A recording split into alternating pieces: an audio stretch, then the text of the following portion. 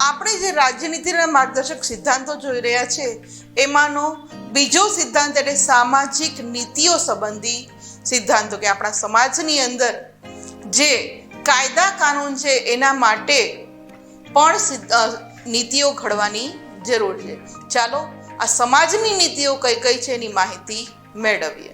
તો કે આપણા સમાજની અંદર પ્રાચીન સમયથી જે અમુક જાતિઓ છે એનો વિકાસ નથી થયો, કે જે આપણે અનુસૂચિત જાતિઓ, અનુસૂચિત જનજાતિઓ, વંચિત સમૂહો જેવા સમાજના નબળા વર્ગો જે રહી ગયા છે, કે જેને પહેલેથી શિક્ષણ આર્થિક રીતે નબળા રહ્યા છે, આવા શૈક્ષણિક અને આર્થિક હિતોના ઉત્કર્ષ માટે રાજ્ય વિશેષ પ્રયાસો કાળજીપૂર્વક કરવાના રહેશે. વિદ્યાર્થી મિત્રો, અત્યારે આપણને ખ્યાલ છે કે તમારા જ ક્લાસની અંદર કોઈ આવા વંચિત જૂથો સમૂહોના બાળકો હશે તો એના માટે ગવર્મેન્ટ છે એને શિષ્યવૃત્તિ આપે છે, મફતમાં ડ્રેસ આપે છે, ખોરાક આપે છે, સાયકલ આપે છે. શા માટે? કારણ કે એ લોકો પણ શિક્ષણ મેળવતા થાય એ માટે આવો પ્રયાસ કરવામાં આવે છે, કે જેથી એ લોકો પણ સમાજના બીજા વર્ગોની સાથે આવું શિક્ષણ મેળવી અને આગળ આવે. એ માટે જ આપણી સરકાર છે એ આ અનુસૂચિત જાતિઓ, જનજાતિઓ અને પછાત વર્ગ માટે ગવર્મેન્ટ છે એ આજે ઘણા બધી પ્રયાસો કરી રહી છે. એ લોકો માટે સ્પેશિયલ અનામત સીટો પણ રાખવામાં આવે છે, કે જેથી એ લોકો આગળ ઉચ્ચ અભ્યાસમાં આવી શકે. સામાજિક અન્યાય અને શોષણ સામે તેનું રક્ષણ કરશે.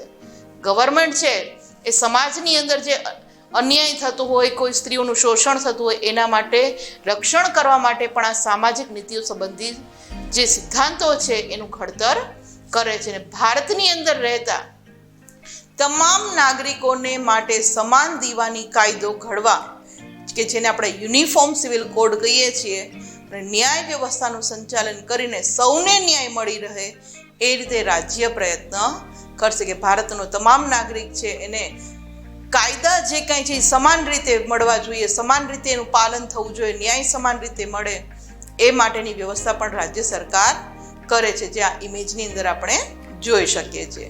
ત્યારબાદ વાત કરીએ વિદ્યાર્થીઓ મિત્રો, કે સમાજની અંદર, આપણા સમાજની અંદર જે લગ્ન છે, લગ્ન વિચ્છેદ એટલે કે છૂટાછેડા છે, જ્યારે કોઈ સ્ત્રીને એના સાસરી તરફથી કોઈ વધારે પડતું એને ત્રાસ આપવામાં આવે તો એને ભરણ પોષણ મળી રહે, સગીરો માટે, દત્તક વિધાન માટે, વસિયત માટે ઘણા બધી એમ કહેવામાં આવે છે કે આ દરેક વિષય ઉપર આપણા ન્યાયતંત્રની અંદર સરખો દીવાની કાયદો ઘડીને સામાજિક ન્યાયની દિશામાં સરકાર પગલાં ભરશે. કે અહીંયા છે લગ્ન માટે હોય, લગ્ન વિચ્છેદ માટે હોય, ભરણ પોષણ માટે હોય, બધા માટે સમાન કાયદાઓ ઘડવામાં આવે છે.